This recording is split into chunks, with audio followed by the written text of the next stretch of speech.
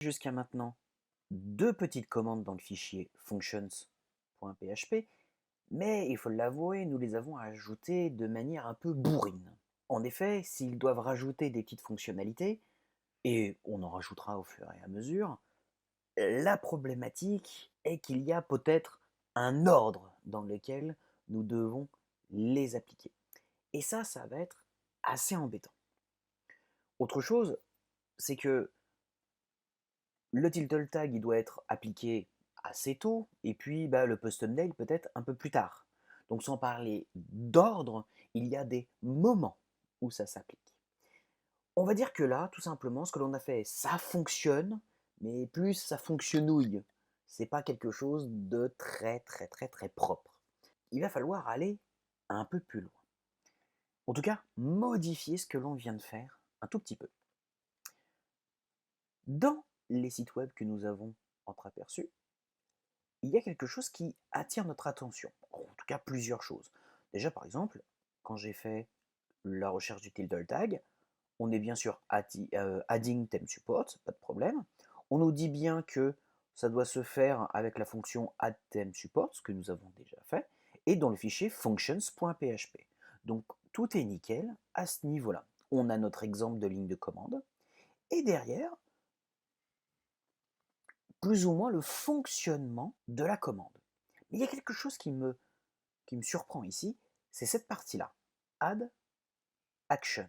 Et sur le coup, quand on ne sait pas, on demande à Google. WordPress, add action. Et là, le premier lien, c'est cette fois non plus le codex, mais le site developer.wordpress.org. On va assez souvent jongler entre les deux sites. Disons que globalement, le codex listera les commandes, grosso modo, de manière plus ou moins bien organisée, alors que le développeur va plus expliquer chacune des fonctions, comment elles s'utilisent. Donc on va avoir vraiment une vraie explication plus ou moins en détail, et même de son fonctionnement. On voit ici, add action, on nous demande un hook, on ne sait pas trop ce que c'est, en chaîne de caractères, et la fonction à appeler. Derrière, on a quelques niveaux de priorité, etc. Sauf que vous voyez que quand il y a quelque chose d'écrit égal une valeur, ça veut dire qu'elle est facultative. Par exemple, on pourrait mettre un indicateur de priorité, mais si on ne met pas l'indicateur de priorité, actuellement on ne sait pas trop à quoi il va servir, cet indicateur, mais si on ne le met pas, par défaut, il prendra 10. Donc ça veut dire que la commande est facultative. Pour l'instant, on ne va pas l'utiliser. Et même, on a un peu plus de détails. Une description. Qu'est-ce que c'est que add action? Ça va ajouter une action à WordPress à un moment spécifique durant l'exécution. Et ça, il y arrive grâce à ce qu'on appelle le hook. Le hook, que l'on nommera ici, c'est un moment précis dans le chargement de la page, et on va pouvoir dire à ce moment précis, à ce hook précis, d'exécuter une fonction précise. Dans notre exemple, on va pouvoir dire que l'on veut charger, ajouter title et le thumbnails, peut-être au tout début du démarrage du site, ou peut-être à la fin du chargement de la page. On va pouvoir choisir des moments très précis pour optimiser le chargement de la page, mais également mettre en place des outils qui pourraient être utilisés plus tard dans d'autres fonctions. Comment ça va fonctionner? On va bien donner dans un premier temps le hook name. On voit bien que c'est requis, donc le nom de l'action, et la fonction, le callback, l'action que l'on veut réaliser. Donc c'est ça, hein. Add action, c'est de surcharger WordPress en lui programmant en amont des actions qu'il doit exécuter au chargement de la page, mais à des moments très précis du chargement de la page. Et dans un premier temps, on lui dit à quel moment, et dans un deuxième temps, ce que l'on exécute comme action. Le truc, je vais accéder à mon fichier function, Et dans mon fichier function, je vais ajouter add action. Add action me demande, comme on l'a vu à l'instant, deux paramètres. Le premier, c'est le hook, et le deuxième, donc séparé par une virgule, c'est la liste des actions. Comme ces deux actions, comme il n'y a pas une action, mais il y en a plusieurs, le plus simple, c'est de les regrouper. Donc on va réaliser une fonction. Je vais englober ces deux actions-là dans une fonction, function, que je vais nommer ajout option thème. Option avec un E, pourquoi pas. Thème.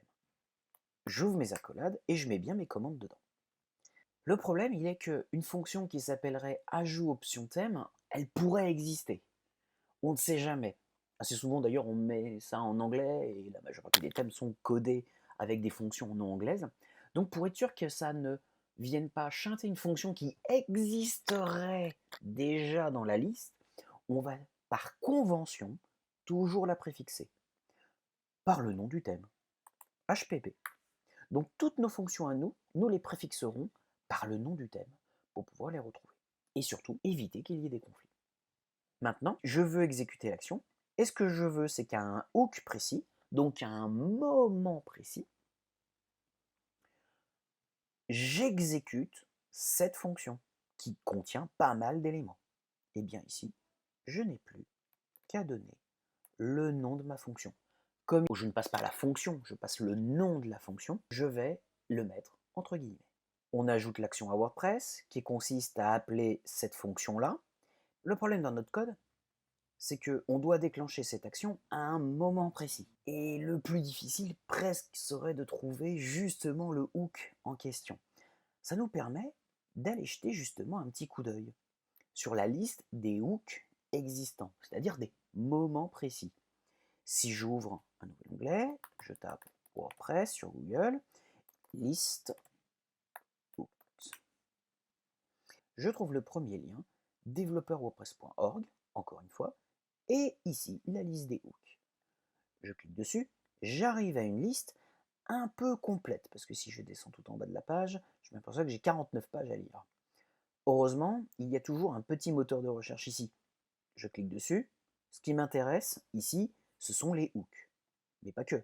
Ce que je veux, c'est un hook qui puisse modifier le thème, qui puisse lui apporter des choses supplémentaires.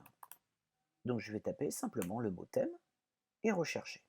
En recherchant, j'ai 92 résultats contenant, étant des hooks, et contenant le terme thème.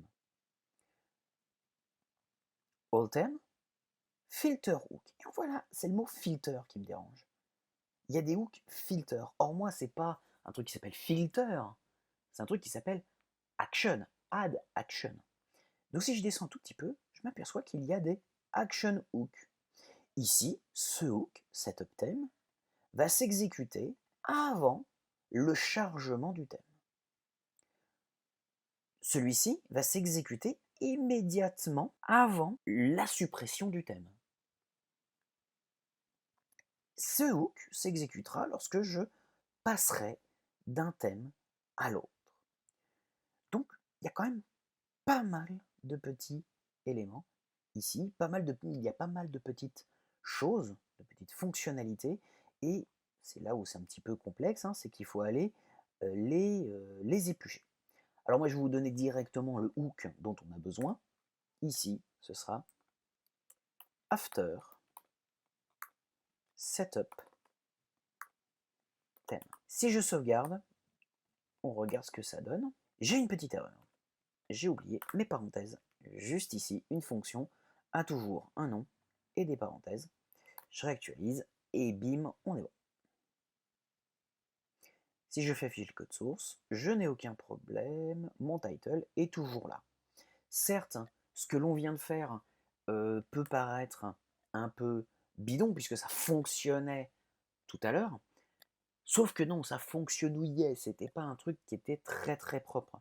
Ça s'exécutait parce qu'il les exécutait, mais il y a certaines commandes, si vous les mettez comme ça directement à la racine du fichier PHP, fonction.php, ils vont pas fonctionner, ça va être nul. Là, ici, on va véritablement